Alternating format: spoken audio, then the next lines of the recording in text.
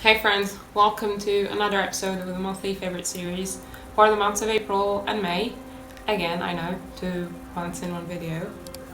Just get used to it. There might be a lot of these in the future, so we'll probably have to change the name to bi-monthly favourites. Or not.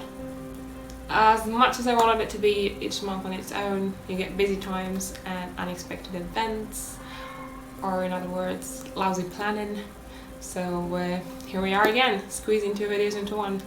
There weren't many great finds to make 2 separate videos anyways, except for the ones in this video of course, so keep watching. Enough rambling, let's start.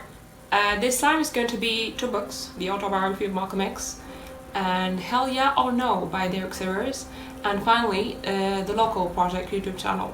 First book is The Autobiography of Malcolm X as told to Alex Haley. This book is considered one of the 10 most influential books of the 20th century. This was a recommended read by Chris Bovalt, the founder and CEO of the crowdfunding platform That's Good. He was a guest on this episode of the Housecast podcast, where they've talked about many things, of which his journey to Islam and the start of his company. So this is one of those books that you just feel so glad and grateful you found, and it makes you wonder if your next read is going to be just as good. It has now made it to my all-time favorites list for sure.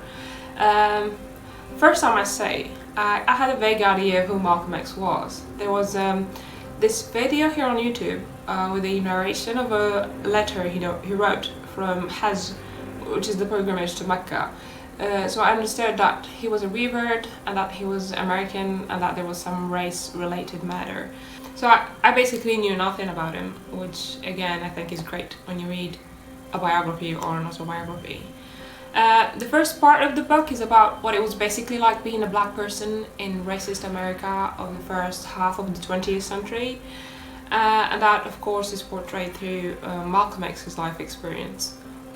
This man went through horrendous things since his very childhood. His father was murdered, as it has been the case for almost all his other uncles. His mother became mentally ill after all the stress she had to face from the state social workers, who Malcolm believes destroyed their family and led to the dispersion of his brothers and sisters. There was this particular event that turned his life upside down when his dream to become a lawyer was shattered by this teacher who told him that it was unrealistic for a black person to become a lawyer and that he should probably become a carpenter instead. I mean, you can imagine the damage those words can do to a child. And so he dropped out of school, though he was an excellent student, always at the top of his class. From there, started his life as a hustler, first in Boston before moving to Harlem in New York. So he was involved in gambling, drug dealing, pimping, robbery, which would lead eventually to his imprisonment. And it is at this point that he found out about the teachings of Elijah Muhammad and he joined the Nation of Islam. He would of course later find out how little it has to do with the true religion of Islam, and so he left the organization, and a year after that he was assassinated. The book is very well written and the style makes it feel like a fiction book while it's a non-fiction of course. You can sense this component of suspense building and drama to it, and it just makes you feel this myriad of emotions. First I was angry about the injustices Malcolm X had to go through and just the oppression and hardships the African American community had to face at that time, and which parts of it still remains till this day with police brutality and so on.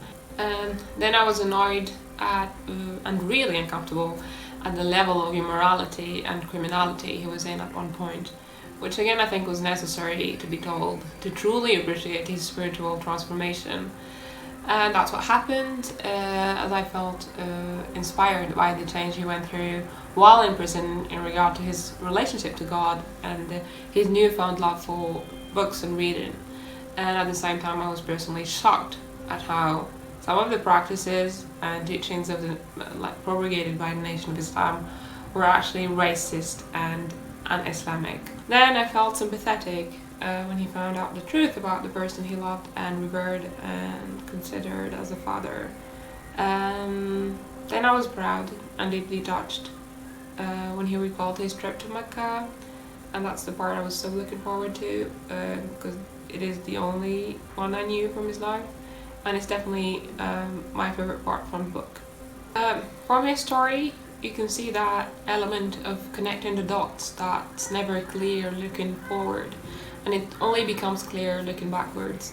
You know, that situation when seemingly bad things happening at the moment, but they turn out to be the best thing that could have happened to us in retrospect.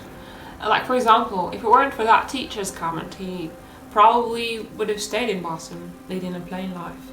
Or even if the teacher had encouraged him instead to actually become a lawyer, he would probably have been, as he said, among those professional black bourgeoisie often criticized for their craving of integration and their pursuit of personal interests. And again, if it weren't for his imprisonment, he would have died because of the dangerous gangster lifestyle he was leading, and not find his purpose eventually and devote the remaining years of his life and his actual life, because he was killed, to a noble cause. What's wonderful about this book is that you get to feel as if you're there in those different times and places, or sometimes that Malcolm is here present with us, as if he lives through this book.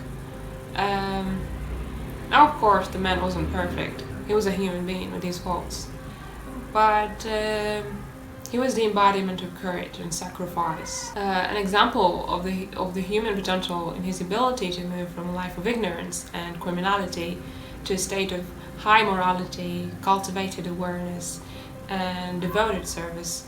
He was the kind of person to speak his mind without fear. He had the courage to stand for what he believes and the humility to change his beliefs when experiences challenged what he thought he knew. His life was full of tribulations, and there is an overall sadness to his story, but it does in no way make you feel sorry for him. It actually makes you feel sorry for the world he left behind and its loss of a man of this caliber. There's definitely a lot to reflect about in this book, and I can't urge you enough to go pick it up and read it. Now let's move to the second book on the list, Hell Yeah or No by Derek Sivers. The book is a collection of thoughts by the author Derek Sivers, the Anything You Want book writer we mentioned in a previous episode. It's actually a short book, easy to read with short but very concise chapters, which remains faithful to Derek's writing style. It's hard to limit the concepts discussed in the book, as it seems all over the place, like a stream of thoughts, but of course in an organised fashion and with stories and examples and everything. But the themes evolved around, as the subtitle of the book indicates, on finding out what's worth doing and when to say no and when to say yes, on making things happen, on fixing faulty thinking and changing perspective, etc. There's this idea I liked and I already wrote about in the Sunday Pickup, which is the newsletter I send out every Sunday, obviously. You can subscribe to it at meriem.substack.com. I'll put the link in the description box as well. So yeah, the idea is that there are no unique messages, only unique messengers. And so Derek encouraged us to imitate those projects we like and wish it were us who had done them first. Whether it's a business idea or lyrics to a song, he thinks we should copy it. He compares individuals to imperfect mirrors that will very much distort what they reflect, which would result in imitations that are necessarily different from the original work. And to make his point, Derek mentions how, for example, song covers allow musicians to present their own perspective about the work and define who they are as artists. Now let's move to the last item on the list, the Local Project YouTube channel. So yeah, I stumbled upon this channel, or in other words, YouTube algorithm again figured me out and recommended that one video that took me down the rabbit hole. So beware, the videos can be very addictive, but they're so beautiful. It's a channel that promotes and celebrates good design. It's mainly focused on residential buildings in Australia and New Zealand. I think that what makes it special from all those house tour videos is how they present the architecture with their special filming techniques and how their footage successfully follows the video script, where it's usually the architect or the designer or the homeowners speaking of the house and its design. So yeah, there's the cinematic editing and the background music that makes it a whole enjoyable experience. That will certainly leave you looking at houses differently. So watch it in full screen, 4K if you can, and you'll feel like you're actually there. Even if you're not working in the design field, I think you'll love it. So check it out. All links in the description box. That is it. We've reached the end of this video. Let me know what are your thoughts on the subjects we mentioned today in the comments below. Don't forget to like and subscribe, and see you in the next video. Bye bye.